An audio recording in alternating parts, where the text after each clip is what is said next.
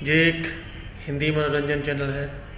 Better जानकारी के लिए और मनोरंजन के लिए ये चैनल को सब्सक्राइब करना ना भूलें।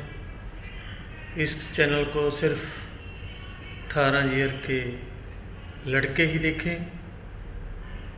बेटर मज़े के लिए आप चूज़ ईयरफोन कीजिए।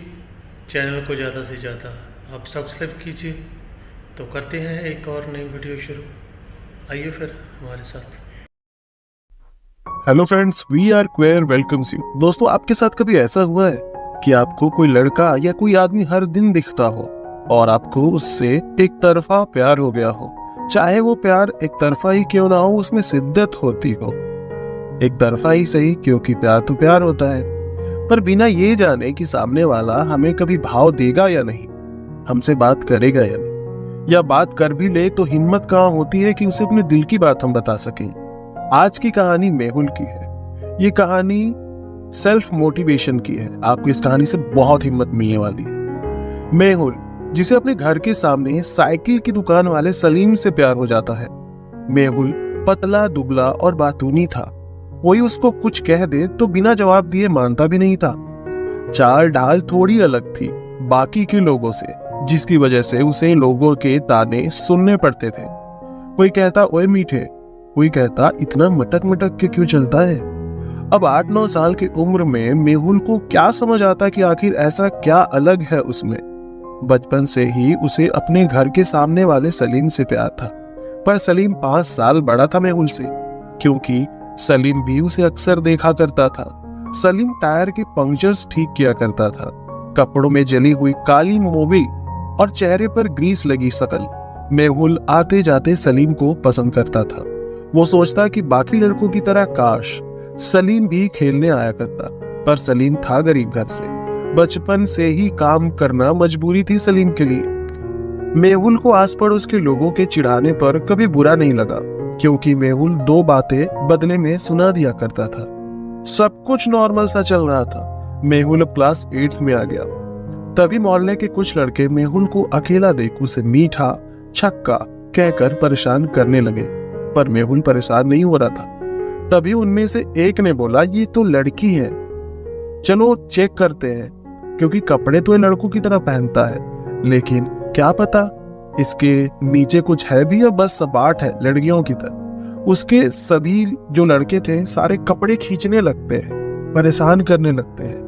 मेहुल उनको बदले में गालियां देता है, उन पर चिल्लाता है, पर उन पर कोई असर नहीं पड़ता। सबने मिलकर उसको नोचा खरोचा, जिससे मेहुल के शरीर पर जख्म लगने लगे।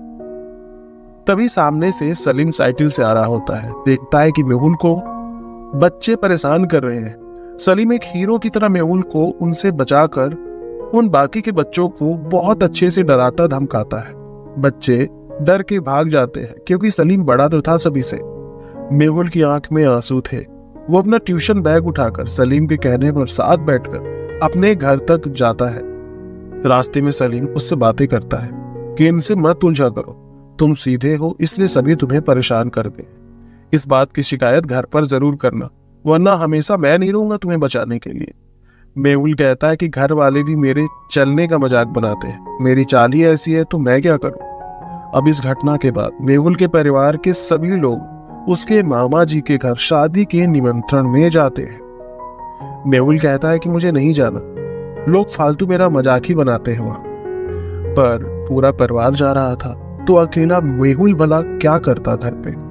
मेहुल को नाचना भी काफी पसंद था, पर उसके नाचने पर भी लोग उसको नचनिया कहकर मजाक बनाते। मेहुल जवाब तो दे देता था, पर उसे इस बात की चिढ़ होती कि मुझे ही क्यों परेशान करते हैं सभी लोग। शादी में जाते ही मामा जी के घर काफी सारे मेहमान आ चुके थे। अब वहां पर लड़कों को अलग सोने के लिए कमरे और लड़कियों के लिए अलग कमरे थे। मेहुल को भीड़ भाड़ नहीं पसंद थी। वो मामा जी के पास जाकर कहता है कि मामा जी मुझे कोई कमरा दिला दीजिए जहाँ ठीक से सो पाऊं। यहाँ काफी सारे बच्चे हैं, यहाँ वहां पड़े हुए हैं, कोई जगह ही नहीं है। मामा जी ने कहा कि नयन के रूम में सो जाओ, तुम्हारे भैया अभी काम में बिजी है। नयन मेहुल की मामा जी का लड़का था, जवान और बदतमीज भी। मेहुल को हमेशा परेशान करता था लड़की लड़की कह करके, और उसको कुछ ज्यादा ही परेशानी होती थी उससे। मेहुल उसे कभी पसंद नहीं करता था। रात काफी हो गई थी और मामा जी के लड़के की शादी के फंक्शन में नयन काफी बिजी था। मेहुल ने सोचा कि शादी में नयन बिजी रहेगा, तंग करने अपने रूम पर थोड़ी ना आएगा। यह सोचकर नयन रूम में मौसा जी के बगल में जाकर सो जाता है।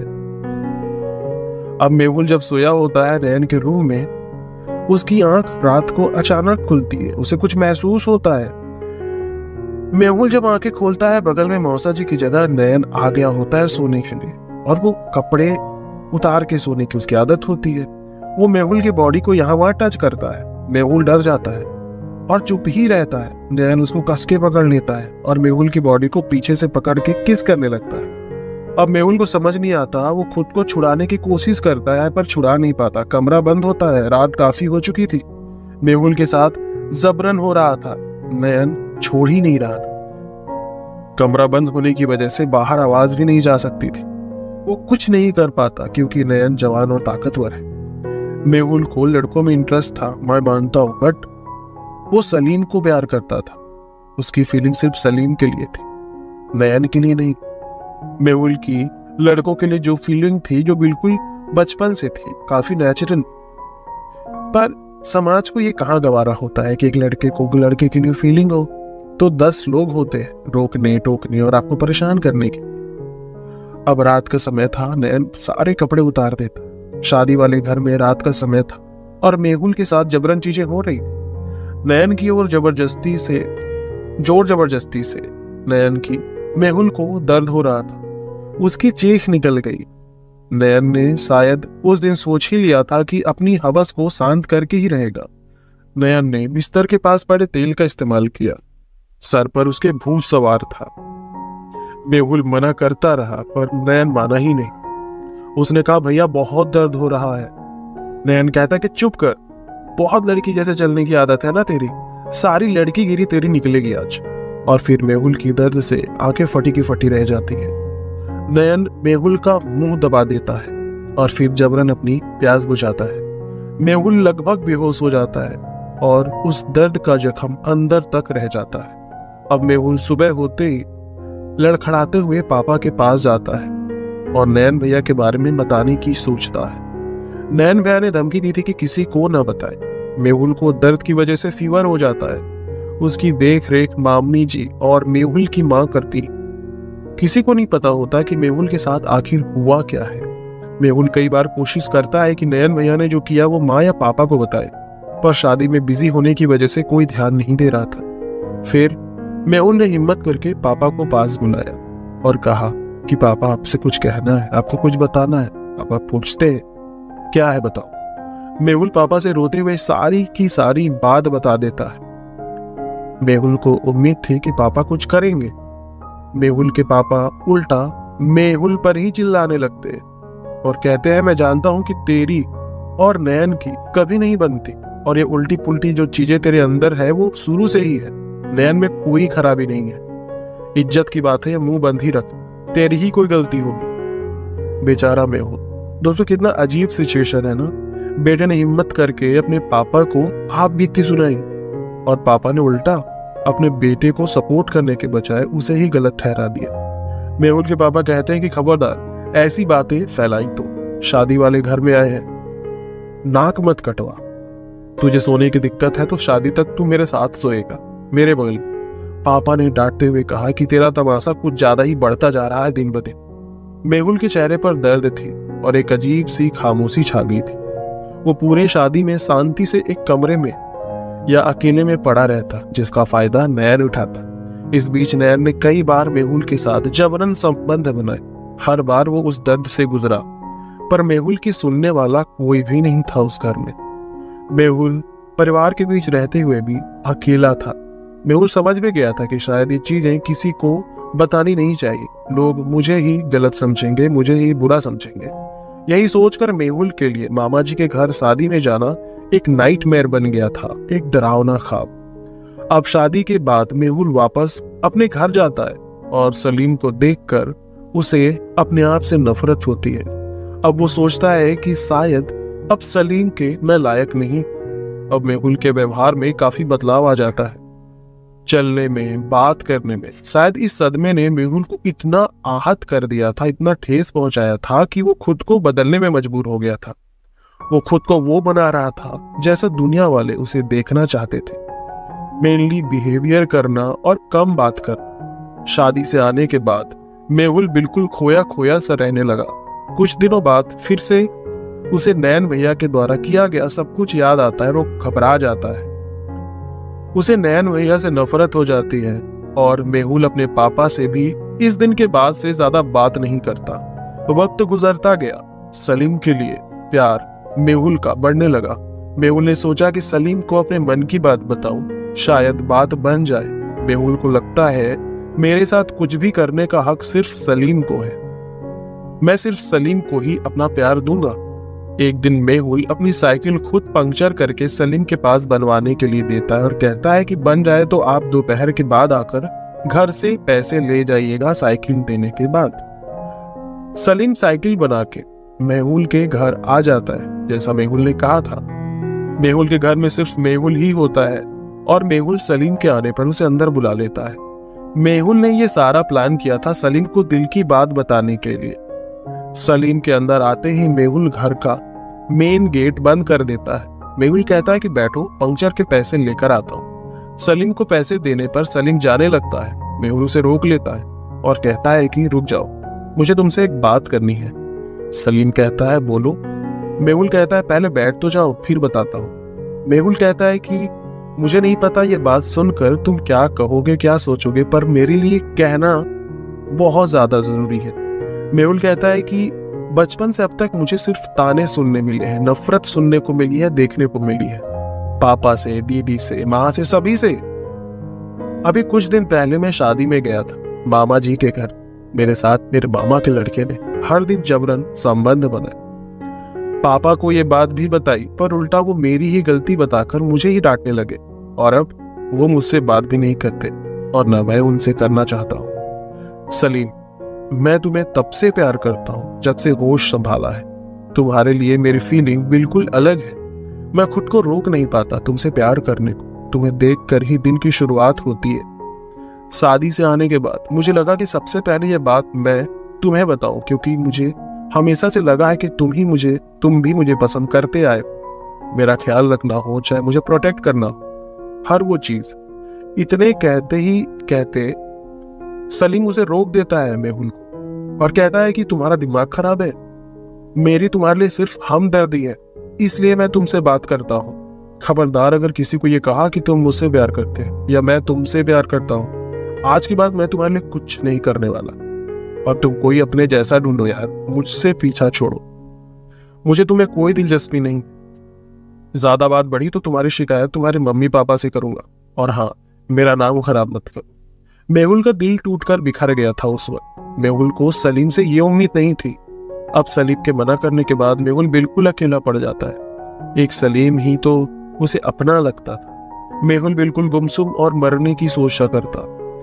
वही मेहुल जो सबको पलट कर जवाब दिया करता अब बिल्कुल खामोश पड़ जाता है।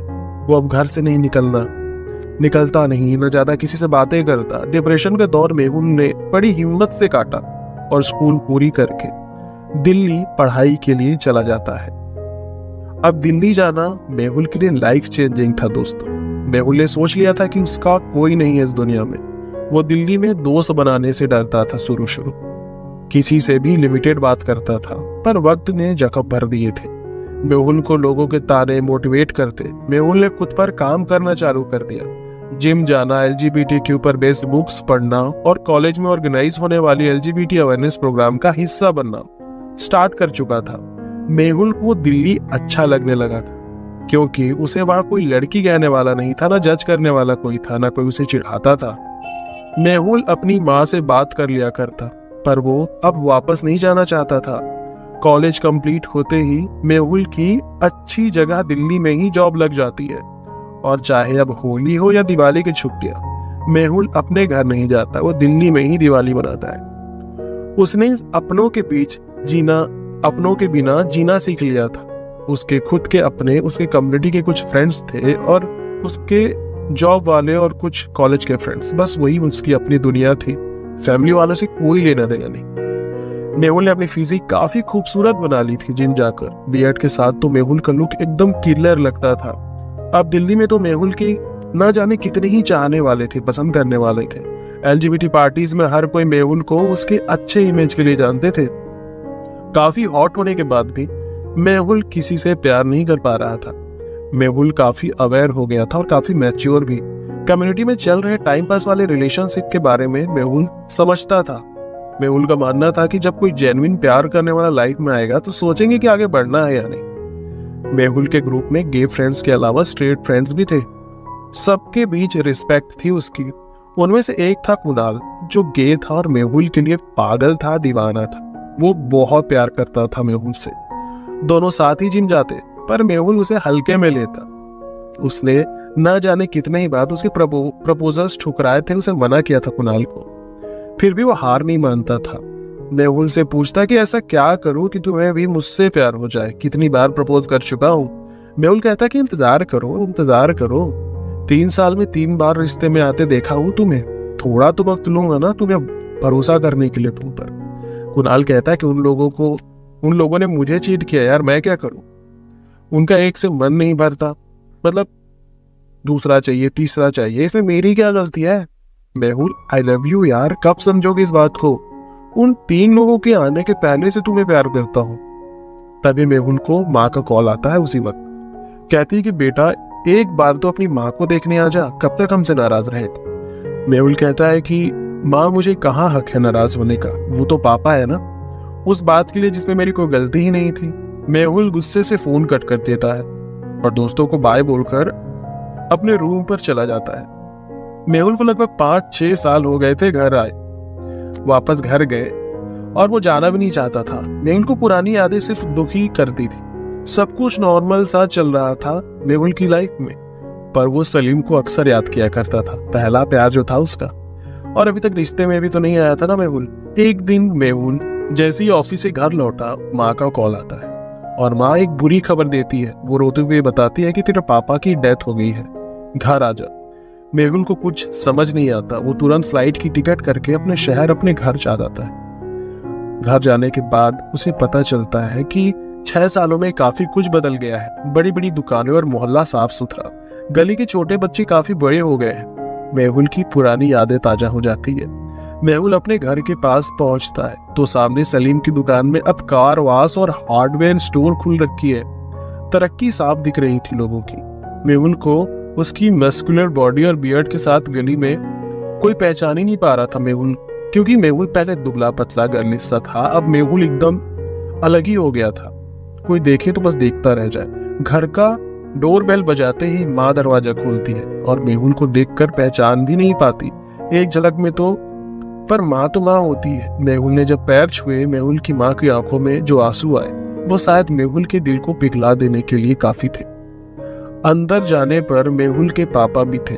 अब मेहुल समझ गया था कि माँ ने झूठ बोलकर बुलाया है।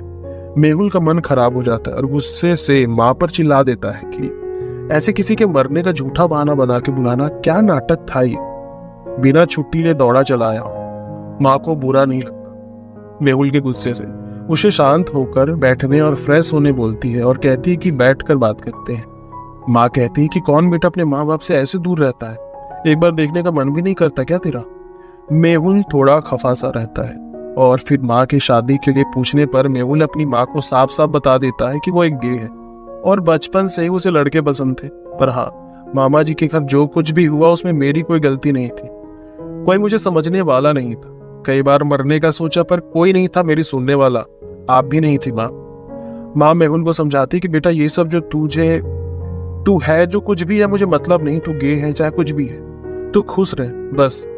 तू ये सब बात अपने पापा को या फिर किसी को भी ना बताना बेटा, यहाँ पर फालतू का तमाशा होगा, वरना हमारी बहुत बदनामी भी तो होगी ना। मेहुल कहता है कि बेटे की खुशी से ज्यादा आप लोगों को हमेशा से बदनामी, इज्जत यही सब प्यारी है ना, इसीलिए तो मैं नहीं हूँ आप लोगों के साथ। तभी तो दिल्ली से मैं दोबारा आना नहीं चाहता था। अब आस पड़ोस के लोगों को जब मेहुल के आने का पता चलता है, लोग मेहुल के घर पर झांकते हैं, पर यह मेहुल के लिए अच्छा मौका था। वो कॉलोनी के एक चक्कर मार के आता है। अब वही लोग जो बचपन में उसे हिजरा छक्का बोलते थे, सामने आकर बात करने से डर रहे थे। क्योंकि दिल्ली में उसने अपनी पर्सनालिटी इतनी अच्छी कर रखी थी कि कोई उसके आगे आकर कुछ कहने की हिम्मत नहीं रख रहा था। अगले दिन सलीम को जो पता चलता है कि मेहुल 6 साल बाद आया है तो उसकी खुशी का ठिकाना नहीं होता। वो मेहुल से मिलने सीधे उसके घर आ जाता है। मेहुल को देखकर सलीम की हिम्मत नहीं होती कुछ बोलने की। सलीम कहता है कि काफी बदल गए हो। मेहुल कुछ भी नहीं जवाब देता। सलीम कहता है कि क्या तुम अब भी मुझसे नाराज हो? मेहुल कहता है कि मैं तुमसे क्यों नाराज होऊंगा, तुम स्ट्रेट थे और मैं गे था, इसमें नाराजगी कैसे? और तब मैं ये बात नहीं समझता था, पर अब मुझे पता है कि लाइफ में हर किसी को प्यार नसीब नहीं होता। तुमसे बहुत प्यार करता था मैं, सलीम से मेहुल ने कहा। सलीम कहता है कि करते थे और अब नहीं करते। मेहुल कहता है कि नहीं, अब तो बिल्कुल नहीं करता। सलीम कहता है कि पर अब तो मैं तुमसे बहुत प्यार करता हूँ। पिछले 4 साल में तुम्हारे आने का मैंने कितनी दफा इंतजार किया है, आज भी इंतजार कर रहा था ताकि तुम्हें अपने दिल की बात बता सकूं। मेहुल कहता है कि ये कैसी बातें कर रहे हो, वो बातें भूल गए जो तुमने मुझसे कहा था। सलीम कहता है कि जब तुमने मुझे प्रपोज किया था तब मेरी लाइफ में कोई था जिसे मैं बेहद प्यार करता था, और तब मुझे लगता था कि वो कभी नहीं जाएगा मुझे छोड़कर। पर वो अक्सर मेरे साइकिल शॉप पर आता, मेरे घर पर भी आता जब कोई नहीं होता, और हम फिजिकल भी हो जाया करते। तुम्हें मैंने इसलिए उस दिन चिल्लाया डांटा था क्योंकि मुझे लगा था कि तुम मेरे घर के सामने रहते हो, ताकते जागते भी रहते थे, तो कहीं तुमने मुझे मेरे पार्टनर के साथ संबंध बनाते तो नहीं देख लिया, और मुझे आगे चल के टॉर्चर तो नहीं करोगे। ये सोच करके मैंने तुम्हें ये चीजें कही थी।